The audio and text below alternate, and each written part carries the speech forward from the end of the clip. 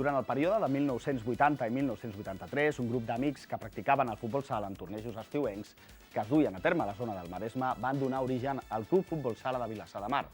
El club va ser inscrit com a entitat esportiva al Consejo Superior de Deportes en la Direcció General de l'Esport de la Generalitat de Catalunya i a la Federació Catalana de Futbol i, posteriorment, a la Lliga Nacional de Futbol Sala, per competir en els campionats organitzats per ambdues federacions. Les màximes categories assolides pels equips del club han estat pel sènior masculí la divisió de plata, les temporades 96-97, 97-98 i 2004-2005,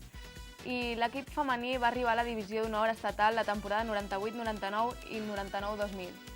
Actualment, el sènior masculí participa a la Primera Nacional A amb aspiracions de recuperar la divisió de plata en un futur i el femení aspira a retornar a la divisió d'honor estatal ben aviat.